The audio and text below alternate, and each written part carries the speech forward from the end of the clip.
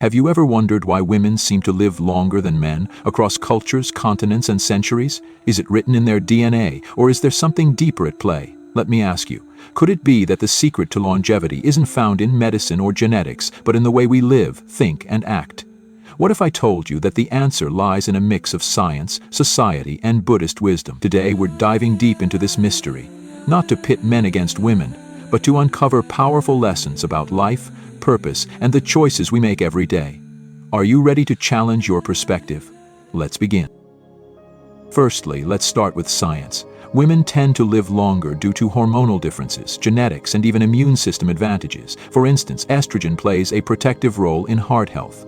But what if I told you these biological advantages only scratch the surface?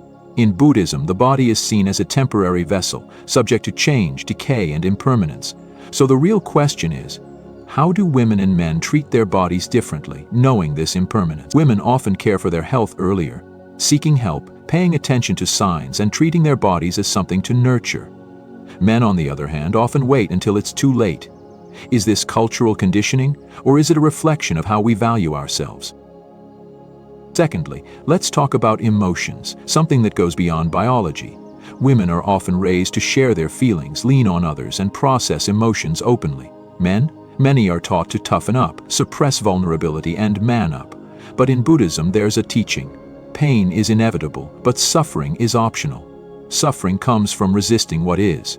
By bottling up emotions, men create inner tension that chips away at both their peace and their health. Women process emotions differently. They share, connect, and heal together. Men, on the other hand, are often trapped in their own minds, believing that vulnerability is weakness. What would happen if men were encouraged to let go and embrace vulnerability instead of viewing it as a weakness? Would they live not just longer but happier lives? Thirdly, let's talk about control, the illusion of it, to be precise.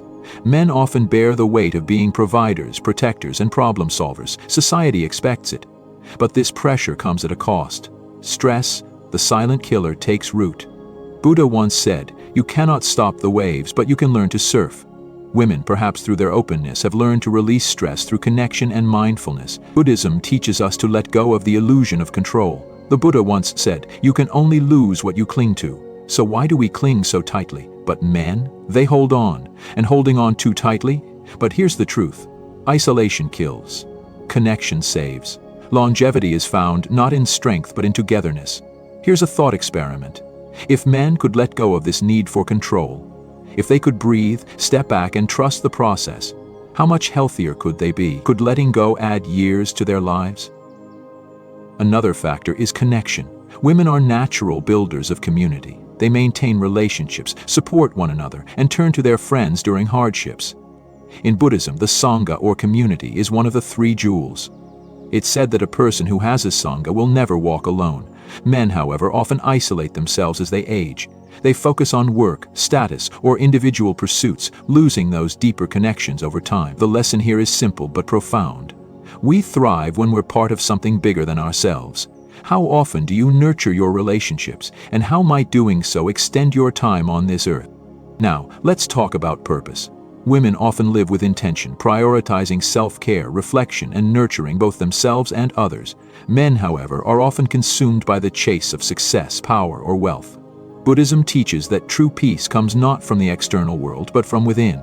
If men could pause, reflect, and focus on what truly matters, what kind of impact would that have on their health and longevity? Take a moment, close your eyes. If today was your last day, what would truly matter? If you're chasing something you can't take with you, perhaps it's time to change direction. The sixth point, men are risk-takers by nature, right? Society even celebrates this. But what if I told you this so-called masculine trait is actually a death sentence? Here's the truth. Men are conditioned to prove their worth through dangerous behaviors. Physical risks, overworking, emotional suppression. Science calls this testosterone-fueled behavior. But Buddhism has a different perspective. It calls this attachment to ego. When a man's identity is built on proving something, whether it's his strength, power, or success, he becomes enslaved by his own need for validation, and this slavery comes at a cost: his health, his relationships, and ultimately his time on earth. The Buddha taught us, what we cling to, we become. So ask yourself, Are you clinging to your ego at the expense of your life? Is this so-called masculinity really strength, or is it a silent form of self-destruction? Lastly, why are men more likely to die shortly after retirement than women? It's because many men spend their entire lives chasing external validation, money, titles, power, only to realize too late that none of it truly mattered.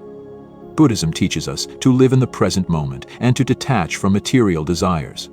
But men are often trapped in a cycle of achievement and burnout, inclusively.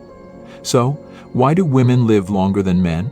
It's not just about biology, it's about choices, priorities, and the willingness to embrace life's truths. Men, it's time to stop surviving and start truly living. Build connections, process your emotions, find purpose beyond the grind. Ask yourself, what will you do today to change the way you live tomorrow? Comment below. What part of this video challenged your perspective the most? Let's start a conversation that can spark change. Subscribe for more wisdom, and don't forget to hit the bell icon so you don't miss the next step on your journey.